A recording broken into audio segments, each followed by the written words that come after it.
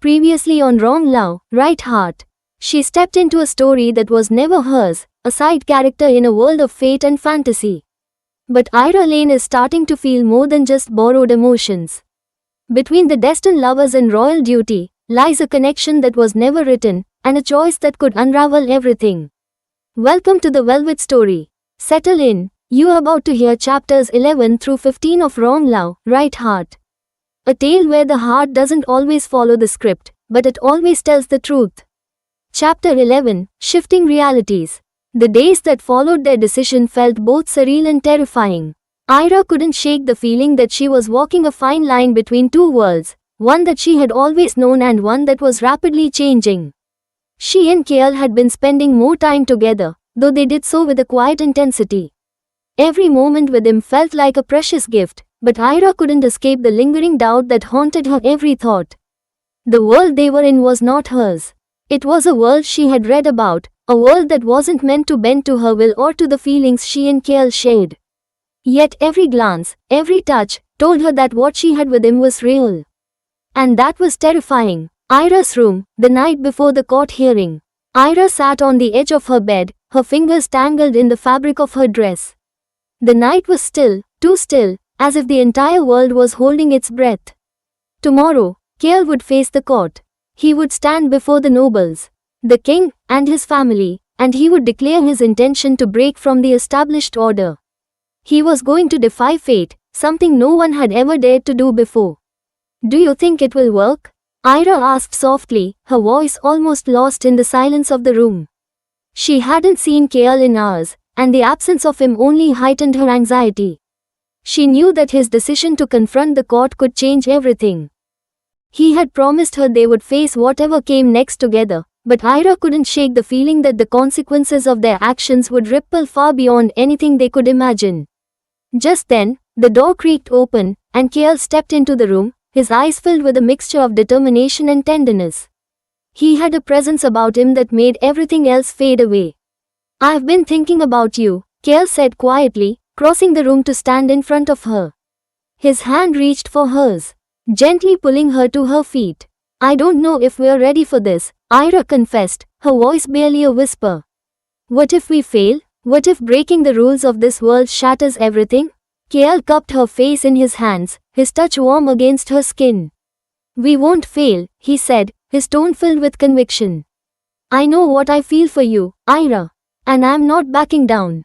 Ira closed her eyes for a moment, leaning into his touch.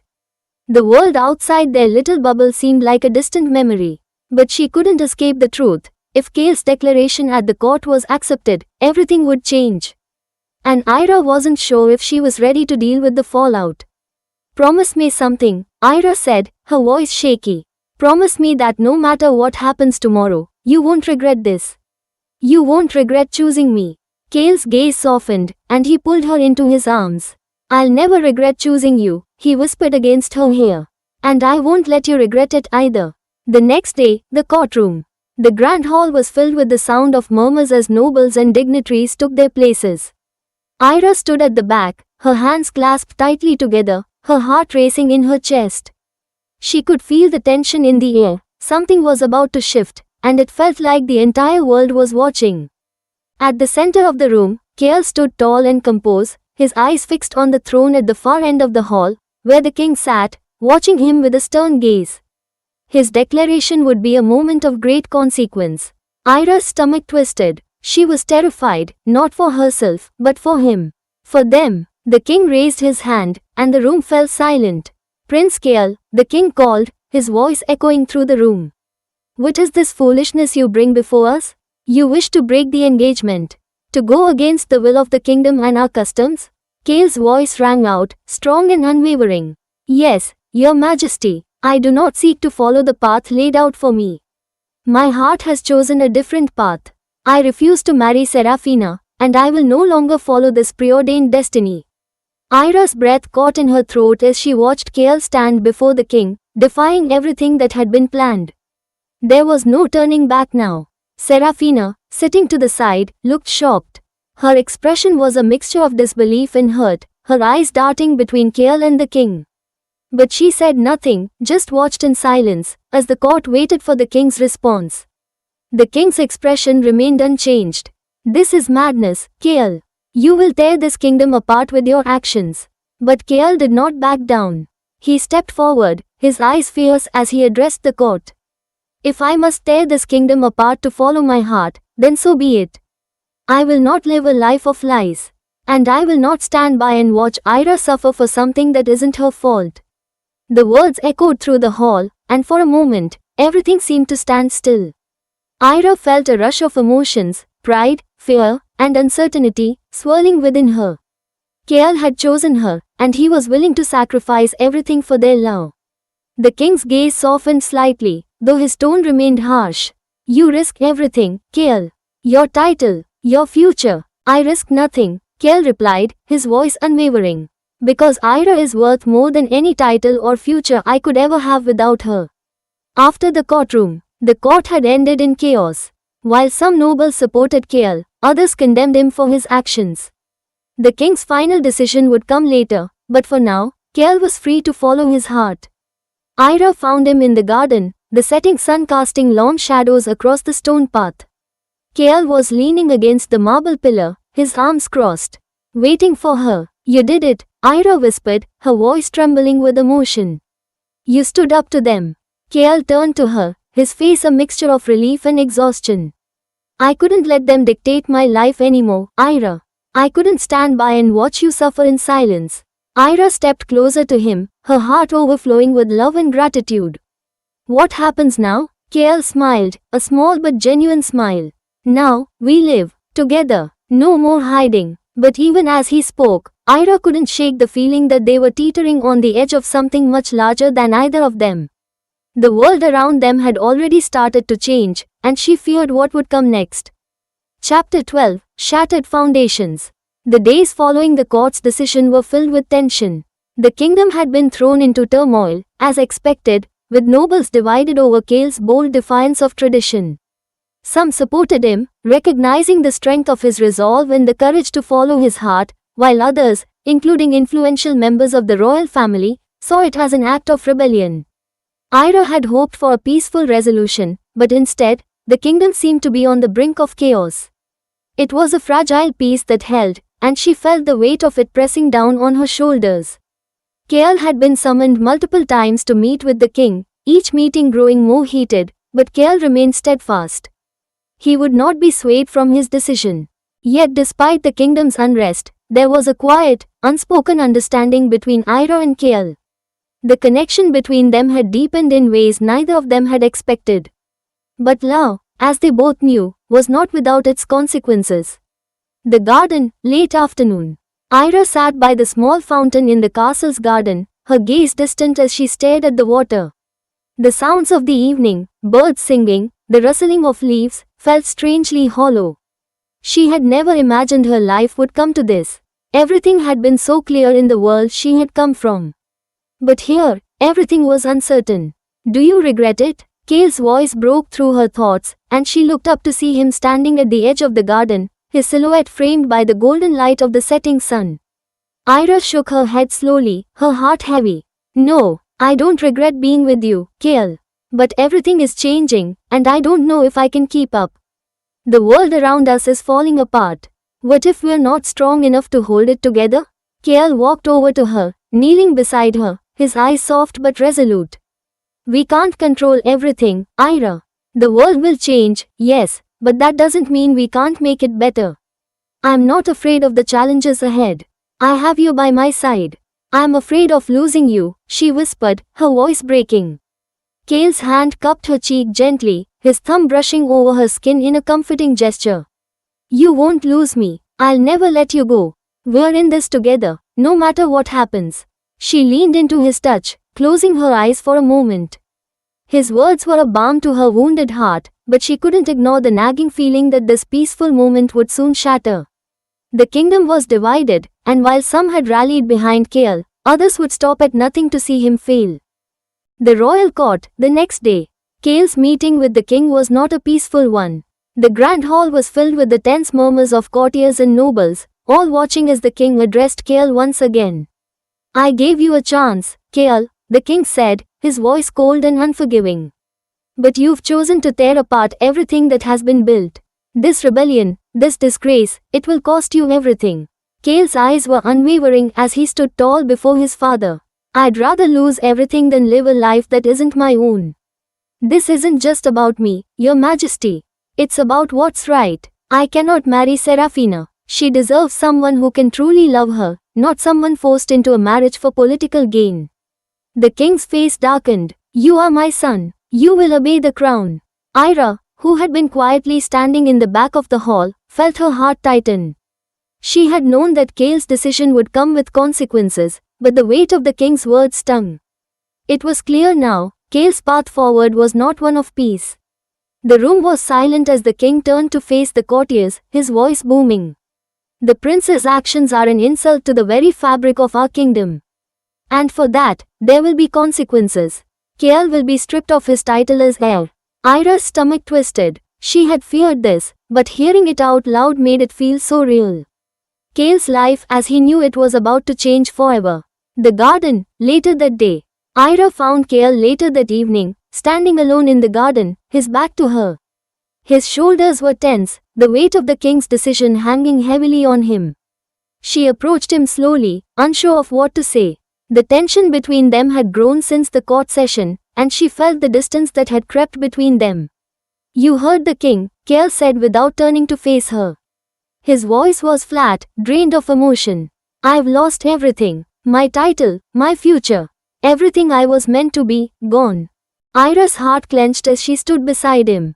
Kael, no matter what they take from you, I'm here. We'll find a way through this together. Kael finally turned to her, his face a mask of exhaustion and frustration. I don't know if I can do this, Ira. I never thought it would come to this. I never thought I'd have to choose between the kingdom and you. Ira took a step closer to him, her voice steady despite the turmoil she felt inside. You didn't choose this, Kael. You didn't choose to be caught in a world that doesn't understand you. That doesn't care about what you really want. You chose what was right. And that's something to be proud of. Kael's eyes softened, the walls he had built around himself slowly beginning to crumble. But now I've lost everything. And I don't know if I can keep going. Ira reached for his hand, squeezing it gently. You haven't lost everything. You still have me. And I still have you. That's all we need right now. Kael looked at her, his gaze filled with a mix of sadness and hope. Ira, but before he could finish his sentence, the sound of approaching footsteps interrupted them. The two of them turned to see a messenger from the court, who bowed before Kael. Your Highness, the messenger said, the king has requested your presence immediately. There is something urgent. Kael glanced at Ira, his expression conflicted. I have to go. I know, Ira whispered, giving him a small, encouraging smile. But whatever happens, we'll face it together. As Kael walked away to meet with the king, Ira stood in the garden, her heart heavy with the uncertainty of what was to come. She had made her choice. She had chosen Kael, but now, she feared that the consequences of that choice might be more than they could bear. Chapter 13, Beneath the Crown's Shadow. Royal Throne Room, midnight. Kael stood tall before the king once more, but this time, something was different. The fire in his eyes had dimmed, not from defeat, but from exhaustion. He had not slept since being stripped of his title. Though the royal robes had been taken from him, his spirit remained unyielding. The king, seated on the throne, stared down at him in silence. Advisors flanked him, murmuring between themselves. At last, the king spoke, his voice like ice. You defy me again, Kael. You walk these halls as if you still hold power. Do you know what your actions have done to this realm? Kael answered calmly. I know exactly what they've done. I have broken a tradition that never asked if we wanted to follow it. Love is not a ruler, the king said sharply. And your love for that girl, this stranger, is a spark that could burn this kingdom down. Kael didn't flinch. Then let it burn, if it was built on chains. Castle courtyard, later. Ira waited outside beneath the moonlight, her hands clasped in front of her. The chill of the night seeped through her cloak, but she didn't care. Her heart ached for Kael, for all that he had lost, and for the unspoken fear that lingered between them. Kael found her there, walking straight to her and wrapping his arms around her as though he'd been holding himself together just to reach her. "I'm no longer the crown prince," he said into her ear. "But I still choose you." Ira looked up into his eyes. "Then let's leave." He pulled back slightly, confused. "Leave?" "Yes," she said firmly. "Let's go somewhere far from here. Somewhere we're not bound by thrones or rules. Just you and me." Kale hesitated, then smiled bitterly. "Running away, Ira?" "No," she said, running towards something better, the outskirts of the capital. 2 days later, with the help of a loyal few, Kale and Ira left the palace under cover of darkness. The stars above felt brighter, more hopeful, as they crossed the borders into uncharted land. They found refuge in a quiet village nestled in the cliffs. Ira, still a healer at heart, began helping the local herbalist. Kale worked alongside farmers and fishermen, no longer a prince, but finally a man living his own truth. And through it all, each sunrise and each shared laugh, Kale and Ira grew closer. One evening, while watching the sunset from the cliffs, Kale turned to her with a wistful smile. "I used to believe I was born to rule. But now, I think I was born to find you." Ira touched his cheek gently. "And I was born to change the story." 1 month later, a sudden twist. Peace never lasts forever. Just as Ira began to believe in their quiet life, a messenger arrived, bruised and breathless. "The king has fallen ill," he announced. "The council is in disarray. They want Kale back." Kale stood still, silent. The world had called him again. Chapter 14, The Path of Return. The cliffside village, dusk. The wind howled over the cliffs, bringing with it the scent of salt and the whispers of fate. Ira stood alone, overlooking the sea as the sun dipped below the horizon. Her heart was heavy with dread. The message had shaken the fragile peace they'd built. Kale was being called back, not as an outcast, but as a prince. Behind her, Kale emerged from the small stone cottage they had made their home for the past month. He didn't speak at first. He just stood beside her, silent, his expression unreadable. "They want you to return," Ira finally said.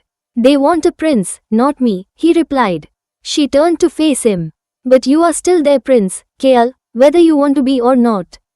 Kale's gaze softened. "I'm yours before I'm theirs." Her breath caught at the weight of those words.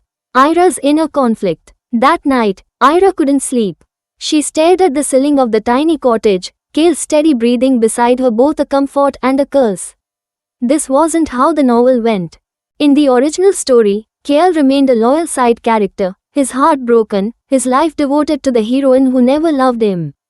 But now, he had found someone who returned his love. Her. She had changed the plot. But what if the story was trying to correct itself? What if Kale was meant to be king? What if she was never meant to stay? The palace, a week later. The decision was made. They returned, not because Kale sought the throne, but because chaos had taken root in the kingdom. The king's illness had left a void, and the people needed stability. The moment Kale stepped foot in the palace, the world shifted around them. Nobles bowed, servants whispered, the air was heavy with expectation. Ira remained in the background, her presence noticed but unacknowledged. She was not royalty, not nobility, just a woman from another world. But Kale never let her forget her place beside him. "I may wear the crown again," he told her one evening, "but you're the one I kneel to." The Hall of Mirrors. In a quiet corridor of the palace, Ira wandered into the Hall of Mirrors, an ornate gallery of golden glass where every reflection whispered echoes of the past. She saw herself in a dozen versions, the doctor from another world, the accidental side character, the woman who dared to love a prince. And then, Kale's reflection appeared beside hers.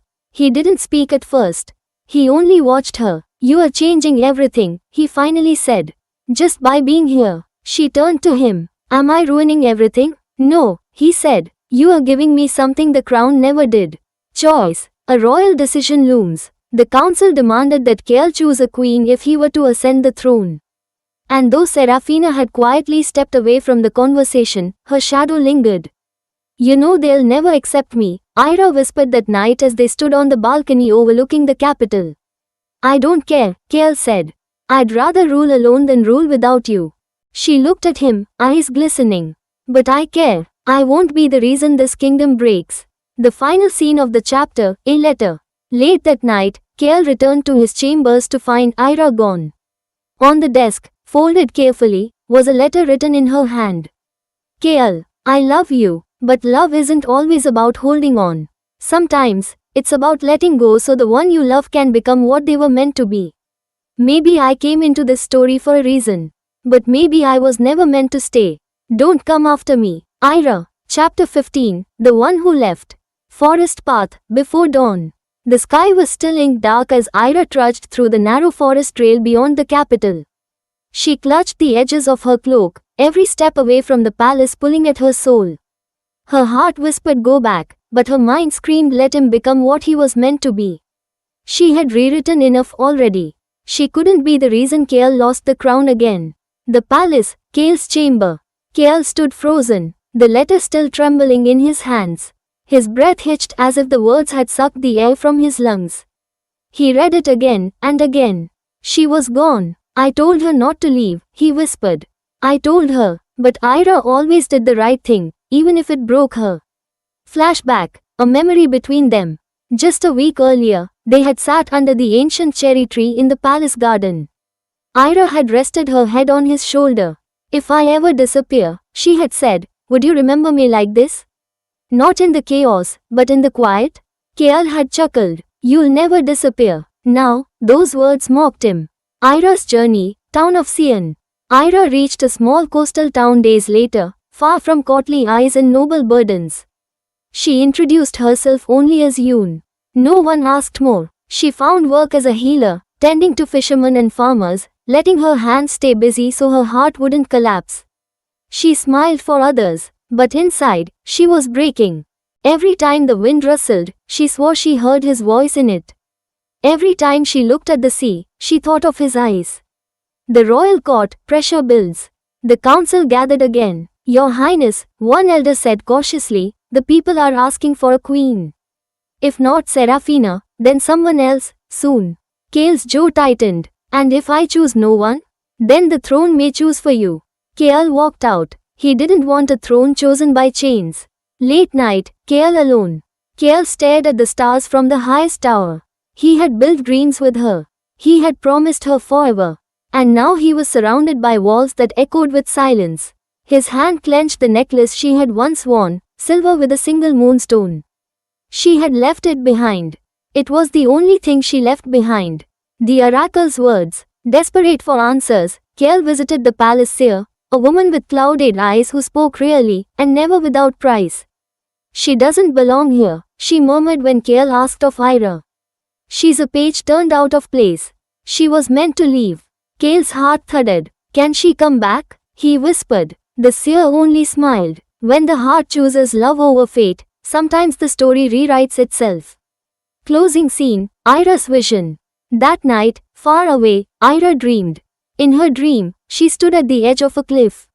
The novel, the one that had pulled her into this world, lay open before her, pages turning in the wind. She stepped closer. One page was blank. Her fingers hovered over it. Was it waiting for her? In the palace of fate, every stolen glance becomes a decision. And every heartbeat, a betrayal waiting to happen. Ira is no longer just a page in someone else's story. She's writing her own, one choice at a time. Thank you for listening to the Velvet Story. Don't forget to like, subscribe, and come back for chapters 16 through 20. Because sometimes, the wrong love is the one that feels most right.